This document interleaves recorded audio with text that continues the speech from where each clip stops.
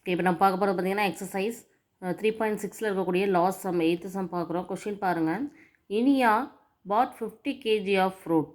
50 KG 50 kilo fruits வாங்குறாங்க. என்னென்ன அப்படி பார்த்தீங்கன்னா consisting of apples and bananas.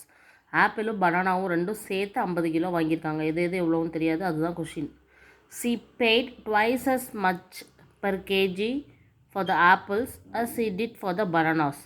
Banana ஒரு கேஜியோட விலையை விட ஆப்பிள் 2 டைம்ஸ் அதிகமாக இருக்குது. இப்போது 1 கிலோ பனானா வந்து 20 ரூபானா 1 கிலோ ஆப்பிள் 40 ரூபா கொடுத்து வாங்குற மாதிரி பனானாவோட கம்பேர் பண்ணுறாங்க. ஸோ பனானா ரேட்டை விட 2 மடங்கு ஆப்பிளுக்கு வந்து பைசா கொடுக்குறாங்க, பர் கேஜிக்கு கொடுக்குறாங்க அப்படிங்கிற கண்டிஷனையும் கொடுத்துருக்காங்க. Then if Iniya bought rupees 1800 worth of apples. So அவங்க எவ்வளோ வாங்கியிருக்காங்கன்னா 1800 ருபீஸ்க்கு ஆப்பிளும் அண்ட் 600 ருபீஸ் ஒர்த் பனானாஸும் வாங்கியிருக்காங்க. அந்த க்ளூவையும் நம்மளுக்கு கொடுத்துட்டாங்க. அவங்க வந்து மொத்தம் பே பண்ணது வந்து 2400 ருபீஸ். அதில் 1800 ருபீஸ் ஆப்பிளுக்கும் 600 ருபீஸ் பனானாஸ்க்கும் அப்படின்னு சொல்லி க்ளூ மாதிரி நம்மளுக்கு கொடுத்துட்டாங்க. இவ்வளோ ருபீ பே பண்ணியிருக்காங்க. அப்போனா how many KGs of each fruit did she buy. அப்போ ஒவ்வொரு ஃப்ரூட்டும் எவ்வளோ கேஜி வாங்கியிருக்காங்க. மொத்த கேஜி தெரியுமே தவிர ஆப்பிள் எவ்வளோ கேஜி பனானா எவ்வளோ கேஜின்னு தெரியாது. ஸோ அதை தான் நம்மளை கண்டுபிடிக்க சொல்லியிருக்காங்க. ஸோ எப்படி செய்யலான்னு பாருங்கள். கொஞ்சம் கொஸ்டின் அண்டர்ஸ்டாண்ட் பண்ணி செய்யணும், அவ்வளோதான். ஸோ ஃபஸ்ட்டு கொடுத்துருக்கத எழுதுவோம், ஓகேவா. First Iniya bought 50 KG of fruit. டோட்டலாக அவங்க 50 கேஜி வாங்கியிருக்காங்க இல்லையா. அதில் ஆப்பிள்ஸ் அண்ட் பனானாஸ் இருக்குது, அப்படி தானே. ஸோ ஆப்பிள் எவ்வளோ, ஆப்பிள் அவங்க பாட் பண்ணது எவ்வளோ அப்படின்னா ஆப்பிள் இன் கேஜி எவ்வளோன்னு தெரியாது. ஸோ அதை நம்ம வந்து எக்ஸ்ன்னு எடுத்துக்கலாம். பனானாவும் அவங்க எவ்வளோ வாங்கியிருக்காங்கன்னு தெரியாது. இன் கேஜியில் வாங்கியிருக்காங்க, ஆனால் எவ்வளோன்னு தெரியாது. ஸோ ஒய்ன்னு எடுத்துக்கலாம். ஸோ இப்போ என்னென்னா இந்த ரெண்டும் சேர்ந்து தான் எவ்வளவு நம்மளுக்கு 50 கேஜி. இது ஒரு கண்டிஷன். இதை நம்ம நம்பர் 1ன்னு வச்சுக்க போகிறோம். எக்ஸ் ப்ளஸ் ஒய், ஆப்பிளோட கேஜியும் எவ்வளோ கிலோகிராமும், ஒய் வந்து எவ்வளோ கிலோகிராம் தெரியாது. அதை தான் எக்ஸ் கிலோகிராம் ஒய் கிலோகிராம்னு எடுத்துருக்கோம். ரெண்டே ஆட் பண்ணும்போது எவ்வளோ வருது 50 கேஜின்னு சொல்லி கொடுத்துருக்காங்க. கொஷினை வச்சு எழுதியாச்சு. அதேமாதிரி அடுத்த கண்டிஷன் படி என்ன கொடுத்துருக்காங்கன்னா பனானா இன் கேஜி வந்து என்ன அப்படின்னா ஃபஸ்ட்டு ஆப்பிளே எழுதுவோம். ஆப்பிளோட ரேட்டு சரியா. ஆப்பிள் காஸ்ட் பெர் கேஜி வந்து எப்படின்னா as twice as cost of பனானாவோட 2 மடங்கு ஆப்பிளோட ரேட்டு, ஆப்பிளோட காஸ்ட், ஓகேவா. இதுவும் கொடுத்துருக்காங்க. பனானா நம்ம எழுத வேண்டாம். Apple cost per KG is equal to 2 times cost of banana per KG. So இங்கே நான் என்ன எழுதியிருக்கேன்னா கேஜின்னு எழுதியிருக்கேன். ஓகே, இப்போ ஆப்பிளோட rate is equal to 2 times பனானாவோட ரேட்டுன்னு சொல்லி எழுதியாச்சு, ஓகேவா. இது ஒரு கண்டிஷன். இந்த கண்டிஷனில் தான் நம்ம அப்ளை பண்ண போகிறோம். அதுக்கு என்ன பண்ண போகிறோன்னா எவ்வளோ அமௌண்ட்டுக்கு வந்து ஆப்பிள் வாங்கியிருக்காங்கன்னா அமௌண்ட் ஆஃப் ஆப்பிள் எவ்வளோ வந்து அவங்க வந்து கொடுத்துருக்காங்கன்னா அமௌண்ட் ஆஃப் ஆப்பிள் எவ்வளோ பே பண்ணியிருக்காங்கன்னா 1800 ருபீஸ். அதே மாதிரி அமௌண்ட் ஆஃப் பனானா அவங்க எவ்வளோ வந்து பே பண்ணியிருக்காங்கன்னு பார்த்தீங்கன்னா 600 ருபீஸ் பே பண்ணியிருக்காங்க. ஸோ இதை வந்து நம்ம வந்து பெர் கேஜிக்கு அப்படின்னு எடுக்கும்போது பெர் கேஜி நமக்கு தெரியணும். பெர் கேஜிக்கு நம்ம கண்டுபிடிக்கிறதுக்கு என்ன பண்ணலான்னா இந்த 1800 டிவைடட் பை எக்ஸ். ஏன்னா எக்ஸ் கேஜி தான் அவங்க வாங்கியிருக்காங்க.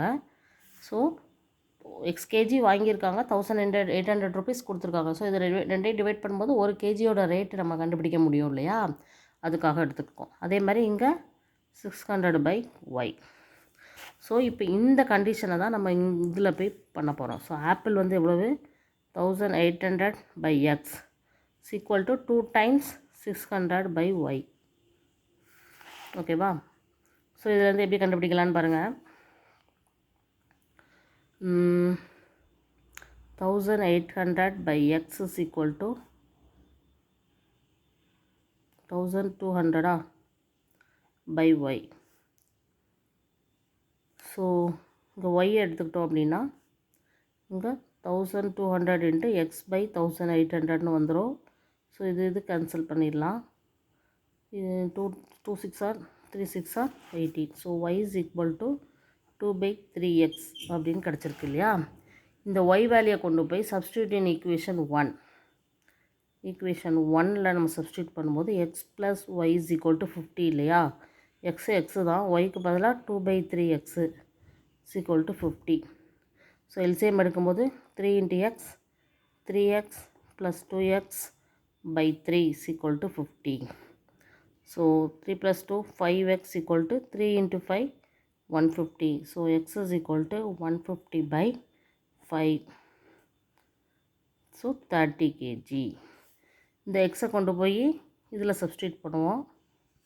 ஸோ y = 2/3 × x இல்லையா.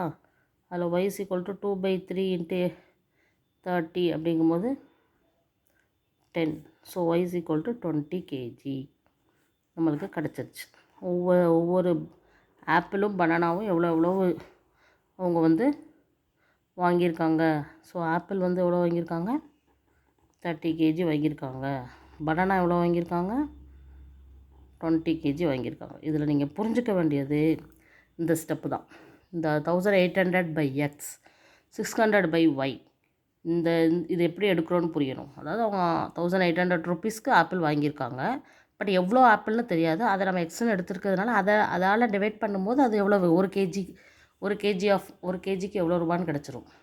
அதே மாதிரி தான் 1 kg ஆஃப் பனானா எவ்வளோன்னு கிடச்சிரும். பட் 1 kg ஆஃப் ஆப்பிள் வந்து என்ன கண்டிஷன் கொடுத்துருக்காங்கன்னா 2 டைம்ஸ் ஆஃப் பனானா காஸ்ட். பனானாவோட 1 kg. ஓகேவா.